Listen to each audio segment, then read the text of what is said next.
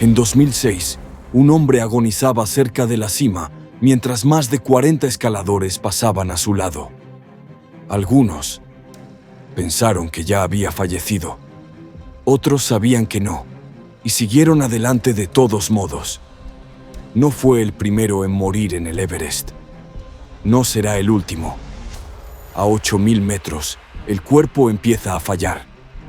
Los músculos se atrofian, los pulmones se hunden, la mente se desvanece. Se le llama la zona de la muerte.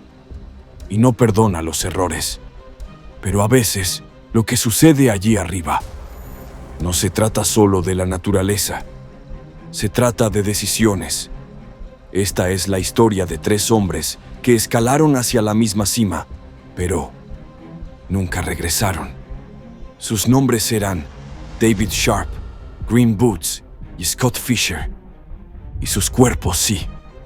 Y lo que les sucedió cambiará para siempre tu perspectiva del Everest. David Sharp no fue imprudente. Simplemente estaba solo. En 2006, se propuso escalar el Everest sin equipo, sin sherpas, sin oxígeno embotellado, sin plan B. Solo la convicción de que podía lograrlo de la forma pura. En 2006, Sharp eligió la expedición más barata disponible. Una ascensión económica por la cara norte. Cine. Apoyo meteorológico. Sin comunicaciones por satélite. Sin plan B. El 13 de mayo partió hacia la cumbre. En algún momento de la noche, pudo haber alcanzado la cima. Algunos escaladores informaron posteriormente haber visto una figura solitaria sentada cerca de la cumbre que coincidía con su equipo. Pero al amanecer, ya no estaba escalando. 85.000 metros, justo debajo de la cumbre, encontraron a David Sharp acurrucado en una pequeña oquedad de piedra caliza conocida como la Cueva de las Botas Verdes, llamada así en honor a otro escalador fallecido cuyo cuerpo había marcado la ruta durante años. Sharp yacía junto a ella, acurrucado, inmóvil. Sus extremidades estaban congeladas, su rostro cubierto, la máscara de oxígeno vacía. Pero estaba vivo. Los escaladores comenzaron a pasar junto a él al amanecer. Algunos pensaron que ya estaba muerto. Algunos se detuvieron y escucharon. Oyeron gemidos. Algunos intentaron ayudar, pero nadie se quedó. La mayoría lo dio por perdido. Algunos se negaban a creer que aún estuviera vivo. Otros, sencillamente, no tenían los medios para ayudar. No en la zona de la muerte, donde cada paso extra se siente como arrastrar un ancla. Un equipo turco lo vio. No pudieron ayudarlo.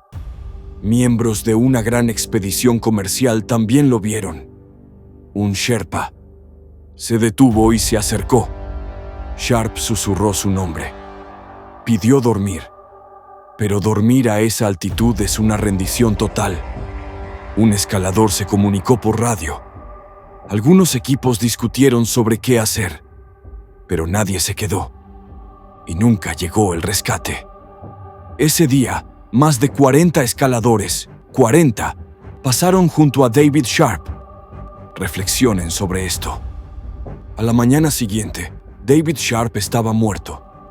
Su cuerpo permaneció en la Cueva de las Botas Verdes durante casi un año antes de que los Sherpas lo trasladaran a una cornisa y lo dejaran caer por la cara norte. Un último acto de dignidad en un lugar que no le había mostrado ninguna. La indignación fue inmediata. ¿Cómo pudieron tantos escaladores pasar junto a un hombre moribundo? ¿Por qué nadie le dio oxígeno? ¿Intentó cargarlo? ¿Hizo algo? Las respuestas son brutales. 8.500 metros. La mayoría de los escaladores apenas pueden valerse por sí mismos. Intentar un rescate puede significar la muerte. Pocos están entrenados. Las radios fallan. Y David estaba solo. Nadie sabía que estaba desaparecido. Nadie lo vigilaba. apostó por el silencio del Everest y perdió. Y a pocos metros de donde David Sharp exhaló su último aliento, otro escalador ya llevaba allí una década. Un testigo silencioso de cada ascenso, conocido no por su nombre, sino por su vestimenta. Unos metros por debajo de la arista noreste principal del Everest, se encuentra una pequeña cueva de piedra caliza, conocida tristemente entre los escaladores como la Cueva de las Botas Verdes. Durante años, los equipos de ascenso pasaban de largo sin detenerse, viendo solo una figura acurrucada en un costado. Unas botas Koflak de plástico verde brillante sobresalían de la nieve, y eso era todo lo que se necesitaba para reconocerlo. Se le conoció simplemente como Botas Verdes. Su verdadero nombre probablemente era Tsewang Paljor, un agente de policía de Ladakh, India, nacido en 1968. Se unió a la policía fronteriza indo-tibetana para servir y escalar. El 10 de mayo de 1996, Paljor, Dorje Morup y Tsewang Samanla se separaron del grupo cerca de las 15:45 para intentar alcanzar la cima. Informaron por radio que lo habían logrado, pero análisis posteriores sugieren que podrían haber alcanzado solo una falsa cumbre, a unos 150 metros de la cima. Una ventisca azotó la zona poco después, con vientos de más de 100 kilómetros por hora y temperaturas que cayeron por debajo de los menos 40 grados Celsius. Ninguno de los tres regresó. Más tarde esa temporada, unos escaladores descubrieron un cuerpo congelado bajo un saliente rocoso a unos 8.500 metros de altitud. Yacía del lado izquierdo, con las rodillas flexionadas y los brazos cruzados. Su rostro estaba oculto por el hielo. El equipo y las botellas de oxígeno estaban cerca, y las botas verde neón eran inconfundibles. Botas verdes se convirtieron en un punto de referencia para los escaladores, una advertencia, una sombría medida de lo cerca que estaban de la cima o de lo real que era el riesgo bajo sus pies. En 2006, cuando David Sharp murió en esa misma cueva, muchos escaladores que ascendían asumieron que él era Botas Verdes, ya congelado. Lo pasaron de largo, esperando que no se pudiera hacer nada más. Durante más de 2 décadas, Botas Verdes permaneció congelada bajo una cornisa, un hito accidental en el camino a la cima. Pero no todos los que murieron en el Everest fueron anónimos. Algunos eran leyendas, líderes, guías en quienes se confiaba la vida de otras personas. Scott Fisher fue uno de ellos. Y en 1996, sus fuerzas finalmente se agotaron. Scott Fisher no debía morir en el Everest. Era uno de los mejores, una leyenda. A los 40 años, ya había coronado el Everest sin oxígeno, una hazaña que le granjeó el respeto mundial. Era duro, carismático y conocido por su mantra: hay que subir, bajar y salir. Pero al Everest no le importan las credenciales. Scott era el fundador de Mountain Madness, una de las principales empresas de guías de la montaña. Su expedición de 1996 estaba repleta de clientes, guías, sherpas y presión. Porque cuando eres la cara visible de un negocio, el fracaso no es solo personal, sino profesional. El 10 de mayo de 1996, Scott comenzó su último intento de cumbre desde el Campo 4, cerca del South Col, a 7.900 metros. Empezó con cielos azules y grandes esperanzas, pero todo avanzó más lento de lo previsto. Nudos de tráfico cerca del Hillary Step, retrasos en la instalación de las cuerdas, fatiga por la altitud y clientes que se quedaban atrás. Scott también estaba sufriendo.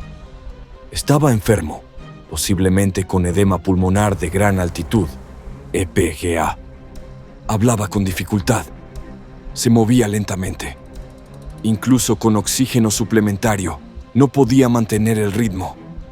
Pero siguió adelante. A las 15:45, Casi 2 horas después de la hora segura para regresar, Scott Fisher llegó a la cima.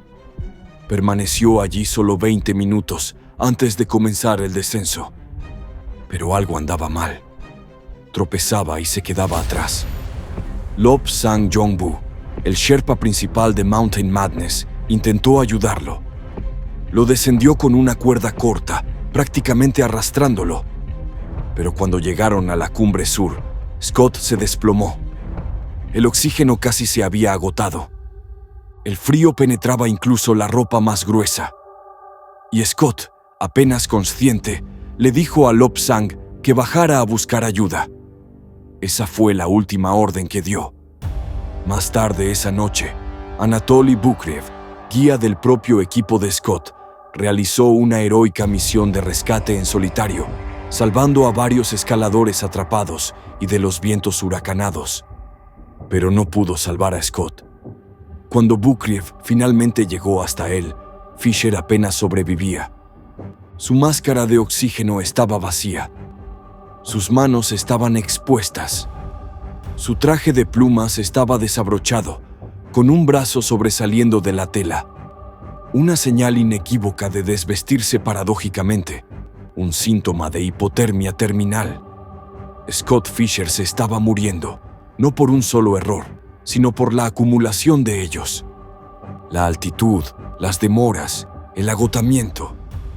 Bukriev se quedó con él todo el tiempo que pudo. Luego apartó el cuerpo de Fisher de la ruta principal de escalada, le cubrió la cara con nieve y lo dejó allí, en la ladera de la montaña que una vez conquistó. Hasta el día de hoy, su cuerpo permanece allí, congelado en la ladera. Scott Fisher no fue víctima de la mala suerte. Fue víctima de la extrema vulnerabilidad del Everest, de intentar guiar a otros a una cima que lo exige todo. Era uno de los más fuertes, uno de los más audaces, y ni siquiera él pudo vencerlo. Porque en el Everest, la fuerza te puede llevar arriba, pero no siempre te trae de vuelta abajo. David Sharp, Green Boots, Scott Fisher, 3 escaladores, 3 cuerpos, 3 verdades. El Everest no solo les arrebató la vida, sino también sus decisiones, sus sueños, sus límites, y los dejó congelados en el tiempo. Porque en la cima más alta del mundo, el aire es escaso, pero el precio es alto, y la montaña nunca olvida.